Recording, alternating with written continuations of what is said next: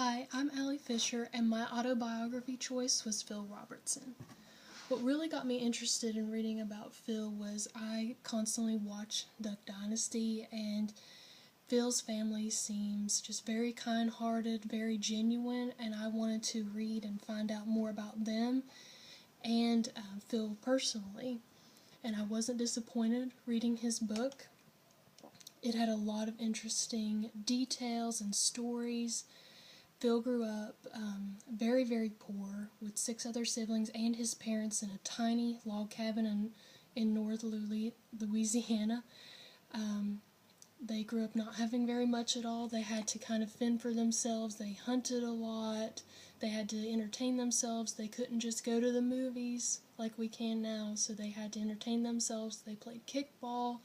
They played a lot of football, and football was very important to Phil and his brothers. He later went on in high school to be the star quarterback and was given a scholarship to Louisiana Tech, where he played quarterback also in college.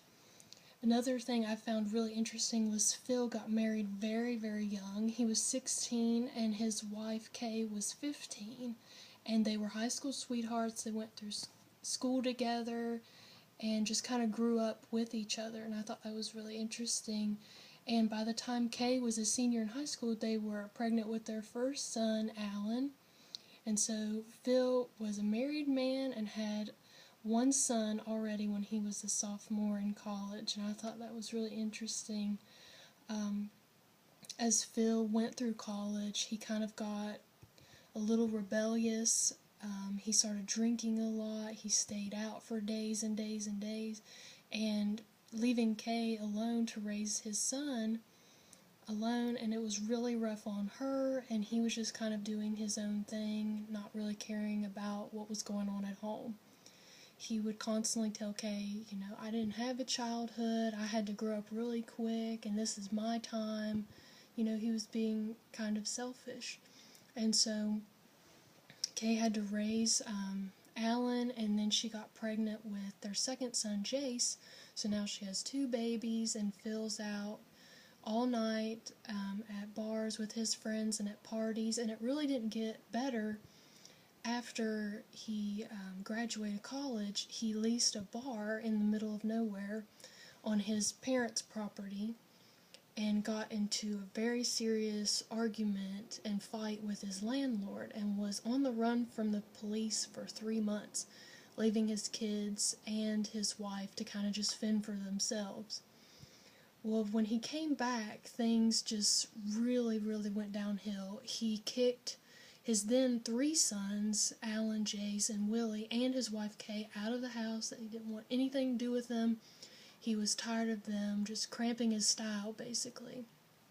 And so they were on their own for another 3 months, and Phil finally realized what he had done, and he went and apologized and really got his life back on track. That's when the whole family started going to church. They just really changed and began to be kind of a family unit. Right after that, Kay got pregnant with their 4th son, Jep. So now Phil has 4 sons, and his life is really getting back on track. That's when he started providing for his family. He became a commercial fisherman for a little bit, and then he went on to create the Duck Commander business.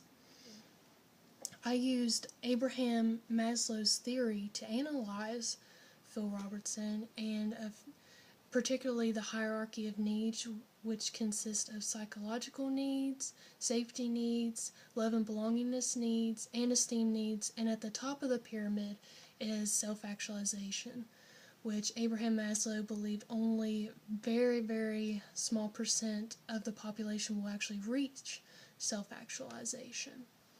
Well, 2 examples of how Phil Robertson kind of met Maslow's theory was, my first subscript talked about Phil and his brothers hunting and gathering food for their family, and Maslow's psychological needs described, your survival needs, eating, having water, air, shelter, and my subscript talked about how they would have to gather food, and that shows them trying to meet their survival needs, which is crucial before you can meet any of the other needs on the hierarchy of needs. And my second subscript described how Phil's parents went through a very rough time when he was a teenager. His dad became disabled through an accident at work, and his mother suffered a mental breakdown.